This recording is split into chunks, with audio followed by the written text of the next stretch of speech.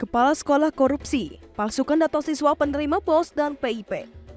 Korupsi dana bantuan operasional sekolah, BOS dan program Indonesia Pintar PIP terjadi di Sukabumi, Jawa Barat.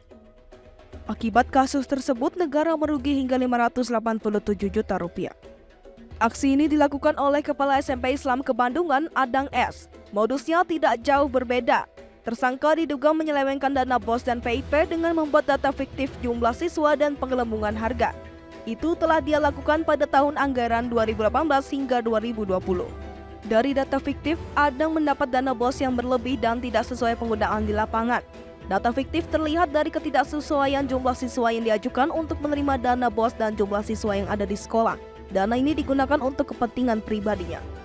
Kasih Intelijen Kejaksaan Negeri Sukabumi, Wawan Kurniawan mengatakan, sekolah ini hanya memiliki 100 siswa, namun tersangka mengajukan dana BOS untuk 200 siswa. Artinya ada 100 orang yang masuk sebagai data fiktif. Modus Adang dengan manipulasi data siswa pada sistem Dapodi Kemendikbudristek kemudian memasukkan surat. Gunaan BOS dan penarikan dana PIP tidak sesuai juknis. Setelah melihat barang bukti dokumen pengelolaan dana BOS, jaksa menilai tersangka Adang telah memenuhi unsur tindak pidana korupsi.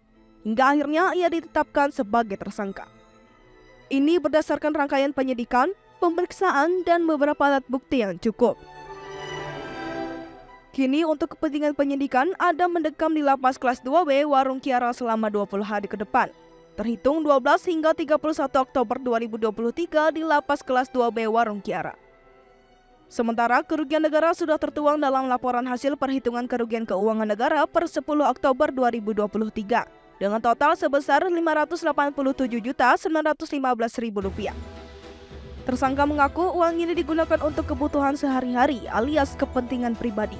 Itu pula kesimpulan tim penyidik bahwa tersangka Adang merupakan pelaku tunggal. Semua dikelola oleh tersangka sendiri.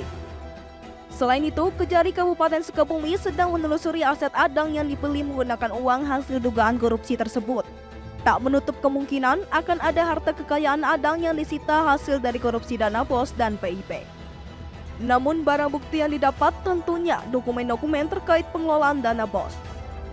Adang dijerat pasal 2 ayat 1, pasal 3 Undang-Undang Tindak Pidana Korupsi nomor 31 tahun 1999, sebagaimana diubah dan ditambah dengan Undang-Undang nomor 20 tahun 2001 tentang pemberantasan tindak pidana korupsi. Ancaman hukuman bervariasi, misalnya pasal 2 minimal 4 tahun maksimal 5 tahun. Kemudian untuk pasal 3 minimal 1 tahun maksimal 20 tahun pidana penjara. Selanjutnya tinggal proses penuntutan tim penuntut umum, mendakwa atau melakukan penuntutan.